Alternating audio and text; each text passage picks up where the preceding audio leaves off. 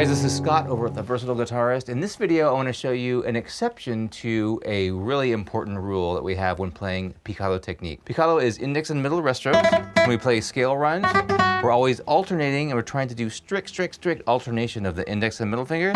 But every once in a while, we can break that rule. So as guitarists, we have a real big problem when we cross strings. Even if you're playing with a pick, it doesn't matter. Crossing strings sucks and it presents certain issues that we have to deal with. But let's take a little phrase right here and let's just pretend we're going to play by the book, index and middle rest strokes. That's what Picado is, or that's one definition of a common thing called Picado. Index, middle, index, middle, index, middle. Okay, I've played a 4-note phrase here, 3 notes on this string, but I'm coming down again. 1, 2, 3, 4, 5 notes all together, and then I'm playing here, right? I played an odd number of notes on this string, and what that produces is a problem. We're gonna go 1, 2, 3, 4, 5. Now I'm gonna go to the next string, but my index finger is there. So why don't I just use it since it's there? Well, that disrupts our flow and we have a more strong attack and we can really maintain speed over a long period of time if we strictly alternate. Just imagine if you're running a race or something and then all of a sudden you start hopping on one leg, even for one stroke, that's gonna mess you up, right? So that's the reason why we want as a rule to get good at strict alternation. But check this out. What if I do this? See what I'm doing? I'm cheating. I'm going index, middle, index, middle, index, and since this index finger is already on the second string and that's my final note, that's an important part of this, that it's the final note, I can just slip over the string and we call it the slip finger picado. It's just the exception that we sometimes can do. Here's a real exaggerated example, something like this, where you're just dragging your index finger across all these strings. You wouldn't do it if you had to jump right into another fast picado phrase, but here's strict alternation on this phrase, ending with the middle finger. That's better practice for your technique in the long run, but it's more comfortable and you can get it faster if you slip over the string. It really feels comfortable there. Slip. Okay, so the thing that I played at the beginning here is an exercise that I made to practice this and something that I want to show you. It's in the key of B minor, and we're going to play power chords all on the 6th, 5th, and 4th string, starting on the 7th fret, down 2 frets. This is the Andalusian cadence, or at least it's evoking the Andalusian cadence. True Andalusian cadence would be B minor, A major, G major, then F sharp major as well. This is the Tarantas key, we'll call it. F sharp Phrygian. Those open strings sound really nice, I think, and they're not violating our key anyway. So I'm gonna go like this. We gotta know what our scale looks like here. That's a big part of this, so I'll run through that in a second. But here's what's gonna happen. And look at my right hand. Look how my index finger slips over the string, starting with the middle finger. I keep crossing back the string. Right there. Now I do have a slur in between it, so it is debatable whether we should have used an index or middle here because we had a note that was not articulated by the right hand. But to get this fast, we're gonna go like that. And we're gonna do it again on the next string. But here's the whole pattern. We're trying to articulate triplets as well, which is more tricky. Triplet, triplet, triplet, triplet, and then we're done with a measure.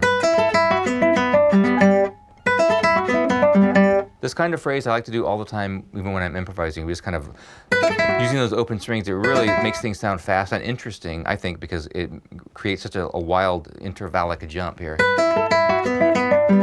Now right here, as quickly as you can, get to this chord and do an entire measure of triplets only with your index finger, going nothing but down and up. Now here we aren't doubling up on any stroke. We're just gonna go down, up, down, up, down, up. Still trying to get the pulse of where the beats are. Triplet, triplet, da da da da da da.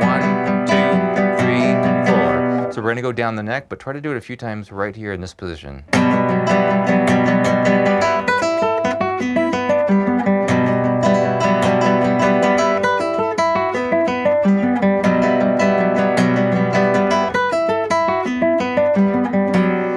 Practice repeating the scale phrase on its own, but it's tricky because the last note in it was your middle finger. We went like this on the end, and then you got to start again with your middle finger, right?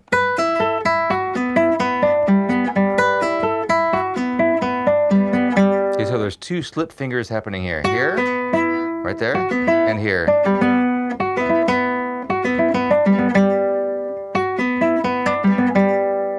Now the scale, if we're in the key of B minor, is this. It's our minor box shape, or we can go down here. So I'm pulling some notes out of that B minor chord. It almost feels like a pentatonic thing here, but we're doing open string. There's F sharp, that is in that chord. So I'm picturing that chord to inform what the notes are here. We would now go down 2 frets. We're not going to play the chord yet. Now we're going to think of the chord though and do this. So it starts the same way, except we're going to play the middle finger here only because that's the key that we're in. All the C's are not natural but sharp there. So over here we had that note, but here it's going to look like this. That is a note that's different. Everything else is the same though. So coming from here, then we're down here, and then we go to this chord. Jump down again, see if you can silence the strings on the way down. This is the real tricky part of this, is not letting the strings buzz, but it's just an exercise, so don't worry about that. And now I'm gonna do the same kind of thing, but this is a little bit different. We go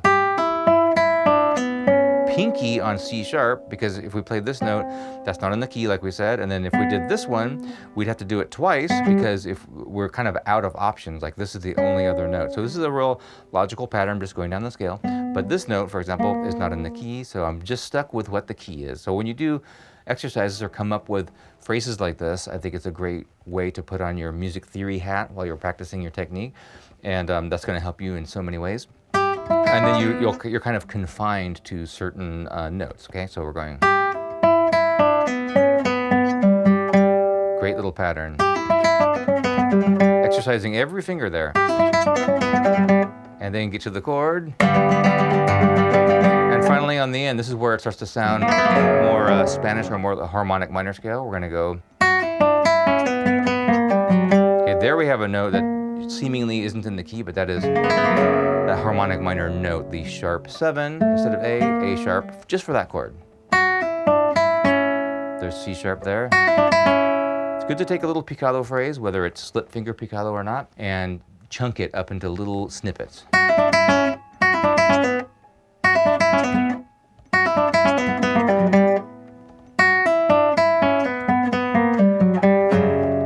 Okay, or we can continue, if we're going to repeat it, we can continue our triplet strum.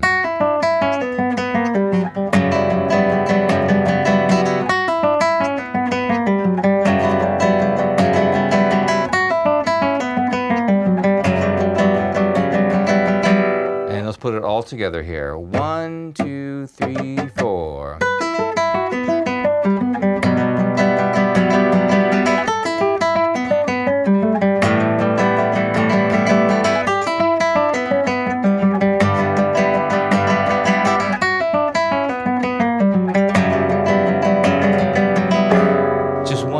You can practice the slip finger picado, a way that we can cheat to make things more comfortable, but also to play a little bit faster. If you like nylon string guitar, Spanish guitar, flamenco, stuff like this, check out this playlist where I have tons of nylon string guitar lessons.